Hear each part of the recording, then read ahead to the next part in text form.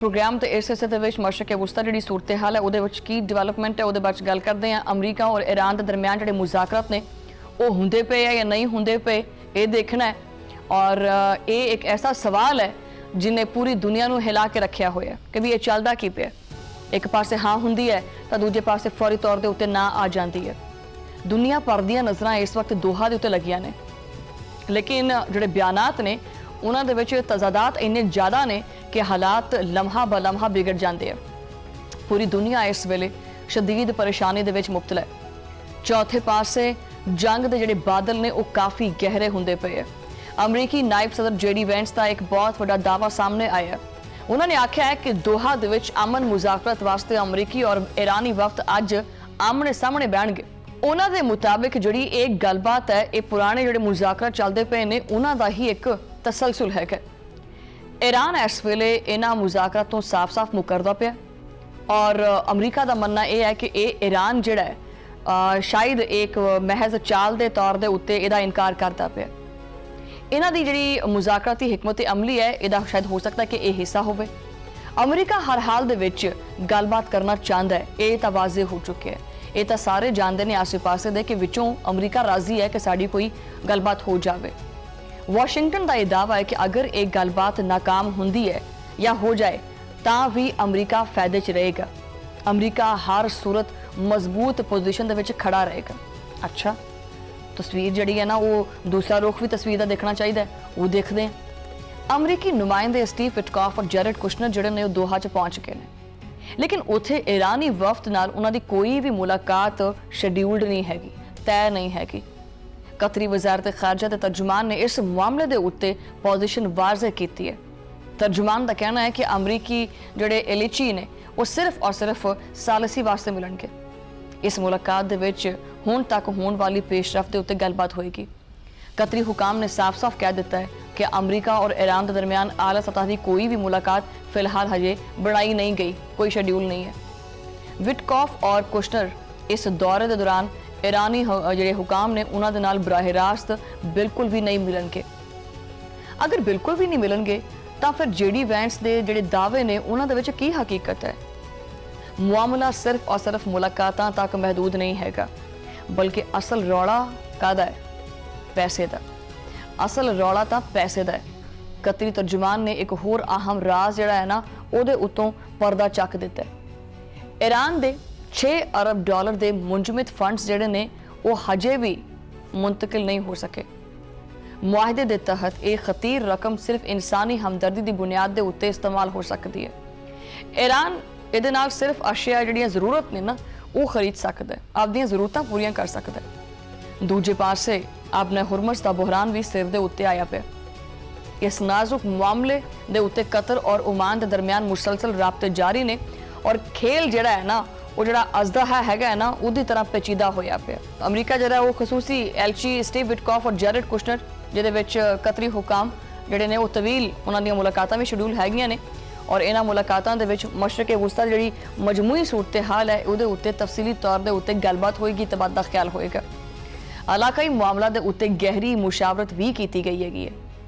Qatar दी वजारत खारजा के तर्जुमान माजिदुल अंसारी ने media को दस्सिया है कि अमरीकी वफ्द कतरी सालिसां दे नाल जिहड़ा ना मिल के अहम इलाकाई अमूर दे उत्ते गलबात करता पिया।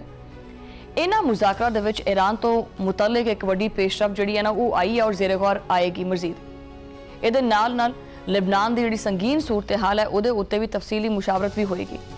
मतलब समझ लो कि भी इदां चलदा पिया कि जिवें कि देसी घ्यो दे विच लड्डू तलन की कोशिश होंदी पई है, लेकिन कामयाबी जी है ये लड्डू जो अजे तक तड़िया नहीं गया और खादा नहीं, चाके नहीं देखा भी किदां दा नहीं है, क्योंकि अजे तक यही शुबा है भी घ्यो भी असली है कि नहीं।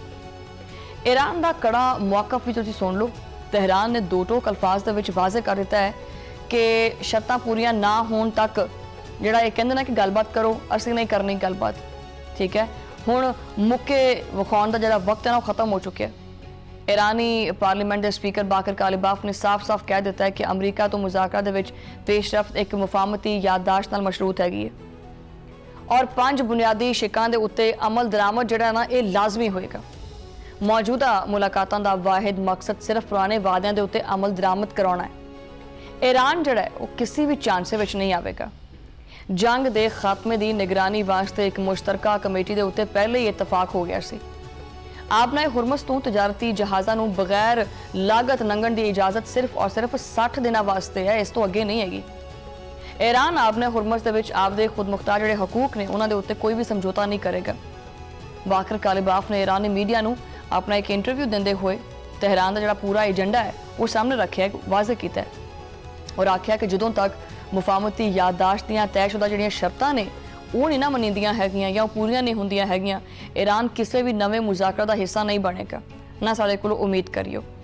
ईरानी स्पीकर के मुताबिक तेहरान इस वेले किसी हतमी मुआहदे वास्ते जिहड़ा ना वो मेज़ दे उत्ते नहीं बवेगा जदों तक MOU दी जिहड़ी शक है वो नंबर 1, 4, 5, 10 या 11 मुकम्मल तौर पर अमल नहीं हो जाता। उदों तक इन्हां शिकां दे विच लेबनान दे विच जारी तमाम जिन्नियां भी जंगी कार्रवाइयां ने उन्हां दा फौरी तौर पर खात्मा भी शामिल है।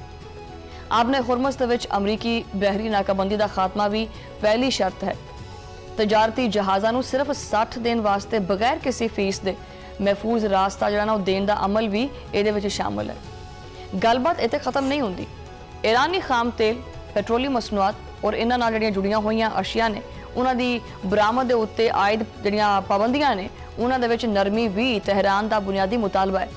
ਇਹਦੇ ਨਾਲ ईरान ਦੇ ਜਿਹੜੇ ਸਾਰੇ ਮੁੰਜਮਦ ਮਾਲੀ ਅਸਾਸੇ ਨੇ ਉਹਨਾਂ ਦੀ ਫੌਰੀ ਤੌਰ ਤੇ ਵਾਪਸੀ ਵੀ ਇਹਨਾਂ ਹੀ ਸ਼ਿਕਾਂ ਦੇ ਵਿੱਚ शामिल है और लाजमी करार दित्तियां गईयां ने। बाकर कालिबाफ ने दस्सिया कि अमरीका और लेबनान मिल के जंग के खात्मे वास्ते निगरानी वास्ते एक मुश्तरका कमेटी कायम करनगे।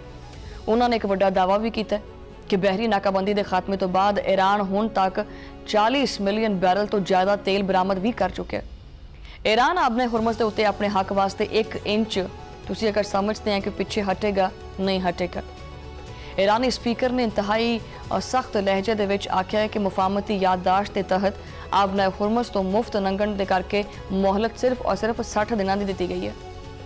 आपने हुरमस के उत्ते असल खुदमुख्तारी सिर्फ और सिर्फ ईरान दी है और ओमान दी है। इस आबी गुजरगाह दे विच बहरी आमदोरफ्त जिहड़ी है वो सिर्फ इन्हां दे कवानीन के मुताबिक ही चलेगी जो ईरान खुद मुकर्रर करेगा।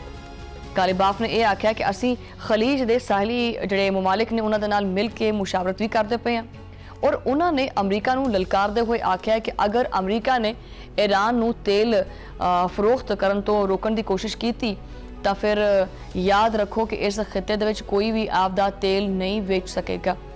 ईरान हुण आपदा तेल पहले के मुकाबले दे विच 20% ज़्यादा कीमत के उत्ते फरोख्त करता पे, यानी तेहरान जिहड़ा है ना वो हुण जरा घ्यो है ना उस कहता पाया कि अगर सीधी उंगल ना नहीं निकल सकता तो फिर असी उंगल टेढ़ी कर लेने, वो करता भी पे। और दूजे पासे अरब मीडिया है, अरब मीडिया ने तेहरान तो जी वड्डी जी रिपोर्ट है वो दी है कि ईरान और अमरीका के दरमियान जारी इस जी कीचाथानी हैगी है ये मुंजमद असासियां की बहाली सब तो वड्डा नुकता बन चुकी है और यही बेसिकली वो ताला है जिहदी चाबी तो बगैर मुज़ाकरा का जिहड़ा बूहा है वो खुल नहीं सकता।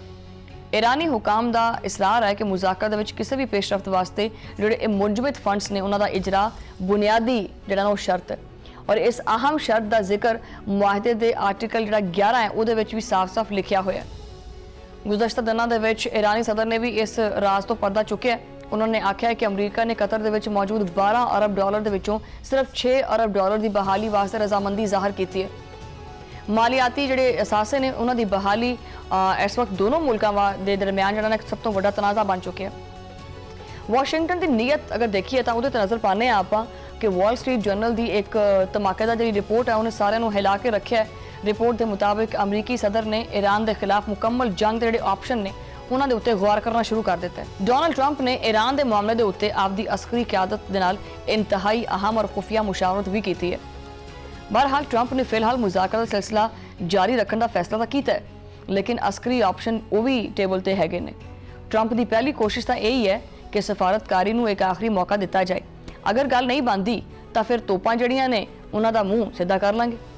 दूजे पासे इसराइली जिहड़े वज़ीर आज़म नेतन्याहू ने उन्होंने भी बल्दी के उत्ते जिहड़ा तेल सिटण का काम किया। नेतन्याहू ने आख्या कि इसराइल ने ईरान, हमास और हिजबुल्ला के खिलाफ बड़ी कामयाबी जिहड़ी हासिल की है लेकिन जंग हजे खत्म नहीं हुई। उन्होंने दावा किया कि ईरानी प्रॉक्सिस के खिलाफ मजीद सख्त इकदाम करने पैणगे। इसराइल हुण पहले तो ज़्यादा मजबूत हो चुकी है और उन्हें आपके दुश्मनों को कमज़ोर कर दिता है। ਲੇਕਿਨ ਹਜੇ ਵੀ ਬਹੁਤ ਸਾਰਾ ਕੰਮ ਬਾਕੀ ਹੈ। ਸਾਨੂੰ ਈਰਾਨੀ ਮਹਿਵਰ ਦੇ ਬਾਕੀ ਜਿਹੜੇ ਮਨ ਦਾ ਅਨਾਸਰ ਨੇ ਉਹਨਾਂ ਦੀਆਂ ਜੜ੍ਹਾਂ ਜਿਹੜੀਆਂ ਨੇ ਉਹ ਵੱਢਣੀਆਂ ਪੈਣਗੀਆਂ। ਅਮਰੀਕੀ ਔਰ ਇਜ਼ਰਾਈਲੀ ਧਮਕੀਆਂ ਤੋਂ ਬਾਅਦ ਈਰਾਨੀ ਵਜ਼ੀਰ ਦਫਾ ਵੀ ਮੈਦਾਨ ਦੇ ਵਿੱਚ ਆ ਗਏ ਨੇ। ਉਹਨਾਂ ਨੇ ਤਹਿਰਾਨ ਨਾਲ ਜਿਹੜਾ ਨਾ ਉਹ ਇੱਕ ਤਹਿਰਾਨ ਤੋਂ ਬੜਾ ਸਖਤ ਪੈਗਾਮ ਜਾਰੀ ਕੀਤਾ ਹੈ। ਈਰਾਨੀ ਵਜ਼ੀਰ ਦਫਾ ਨੇ ਇਹ ਆਖਿਆ ਹੈ ਕਿ ਸਾਡੀ ਜਿਹੜੀ ਉਂਗਲ ਹੈ ਨਾ ਉਹ ਹਰ ਵੇਲੇ ਹੀ ਟ੍ਰਿਗਰ ਦੇ ਉੱਤੇ ਰਹਿੰਦੀ ਹੈ। ਅਗਰ ਜੰਗਬੰਦੀ ਦੀ ਇੱਕ ਵੀ ਖਿਲਾਫਵਰਜ਼ੀ ਹੋਈ ਤਾਂ ਈਰਾਨ ਇਬਰਤਨਾਕ ਕਾਰਵਾਈ ਕਰੇਗਾ। ਤਹਿਰਾਨ ਆਪਦੇ ਮੁਖਾਲਫੀਨ ਦੇ ਝੂਠੇ ਜਿਹੜੇ ਵਾਅਦੇ ਨੇ ਉਹਨਾਂ ਦੇ ਉੱਤੇ ਮੁਕੰਮਲ ਇਤਮਾਦ ਨਹੀਂ ਕਰਦਾ। ਕਿਸੇ ਵੀ ਮੁਹਿੰਮ-ਜੋਈ ਦੀ ਸੂਰਤ ਦੇ ਵਿੱਚ ਮੈਂ ਦੁਸ਼ਮਣ ਨੂੰ ਐਸਾ ਮੂੰਹ ਤੋੜ ਜਵਾਬ ਦੇਵਾਂਗਾ ਜੋ ਕਿ ਉਹ ਹਮੇਸ਼ਾ ਯਾਦ ਰੱਖੇਗਾ। ਅੱਛਾ, ਇਹ ਸੂਰਤ-ਏ-ਹਾਲ ਮਸ਼ਰਕ-ਏ ਵੁਸਤਾ ਦੀ ਜਿਹੜੀ ਹੈ ਨਾ ਉਹ ਕਿਸੇ ਮਸ਼ਰਕ-ਏ ਵੁਸਤਾ ਨੂੰ ਇੱਕ ਹੋਰ ਵੱਡੀ ਤਬਾਹੀ ਵੱਲ ਲੈ ਕੇ ਜਾਂਦੀ ਪਈ ਹੈ। ਅਗਰ ਇਹ ਚਿੰਗਾਰੀ ਭੜਕ ਉੱਠੀ ਤਾਂ ਸਮਝ ਲਓ ਕਿ ਪੂਰਾ ਖਿੱਤਾ ਹੀ ਇਹਦੀ ਲਪੇਟ ਵਿੱਚ ਆਏਗਾ ਕਿ ਦੁਨੀਆ ਇੱਕ ਹੋਰ ਅਜ਼ੀਮ ਜਿਹੜੀ ਜੰਗ ਹੈ, ਜਿਹੜੀ ਇਹ ਵਰਲਡ ਵਾਰ ਬਣਦੀ ਪਈ ਹੈ, ਇਹ ਝੇਲ ਸਕਦੀ ਹੈ। ਪਾਣੀ ਸਿਰ ਤੋਂ ਉੱਤੇ ਲੰਘ ਗਿਆ। ਹਜੇ ਵੀ ਜਿਹੜੀ ਬਾਲ ਹੈ, ਹਜੇ ਵੀ ਦੇਖਿਆ ਜਾਏ ਤਾਂ ਹਜੇ ਵੀ ਬਾਲ ਅਮਰੀਕਾ ਦੀ ਜੇਬ ਦੇ ਵਿੱਚ ਹੀ ਹੈ। ਅਮਰੀਕਾ ਨੂੰ ਚਾਹੀਦਾ ਹੈ ਕਿ ਉਹ ਅੱਗੇ ਹੁਣ ਕੀ ਹਕਮਤ ਅਮਲੀ ਅਪਣਾਉਂਦਾ ਹੈ। ਇੱਕ ਪਾਸੇ ਈਰਾਨ ਦਾ ਮੌਕਫ ਖੜਾ ਹੋਇਆ ਬੜਾ ਸਖਤ, ਔਰ ਦੂਜੇ ਪਾਸੇ ਅਮਰੀਕਾ ਦੀ ਜਿਹੜੀ ਜ਼ਿੱਦ ਹੈ ਨਾ ਉਹ ਵੀ ਉਸ ਜਗ੍ਹਾ ਤੇ ਕਾਇਮ ਹੈ। ਇਹਨਾਂ ਦੋਨਾਂ ਦੇ ਵਿੱਚੋਂ ਨੀਵੀਂ ਕੌਣ ਪਾਉਂਦਾ ਹੈ ਜਾਂ ਦੋਨੋਂ ਹੀ ਇੱਕ ਚੀਜ਼ ਦੇ ਉੱਤੇ ਸਮਝੌਤਾ ਕਰਦੇ ਹੈ ਤਾਂ ਹੀ ਮਸ਼ਰਕ ਵੁਸਤਾ ਦੇ ਹਾਲਾਤ ਬਿਹਤਰ ਹੋ ਸਕਦੇ ਹੈ। ਅਗਰ ਦੋਨਾਂ ਦੇ ਵਿੱਚੋਂ ਇੱਕ ਦੇ ਪਾਸੇ ਹੀ ਝੋਲ ਹੋਇਆ ਤਾਂ ਇਹ ਮਸ਼ਰਕ ਵੁਸਤਾ ਦੇ ਹਾਲਾਤ ਪਤਾ ਨਹੀਂ ਹੋਰ ਕਿੰਨੇ ਅਰਸੇ ਤੱਕ ਇਦਾਂ ਹੀ ਚੱਲਦੇ ਰਹਿਣਗੇ। ਬਹਰਹਾਲ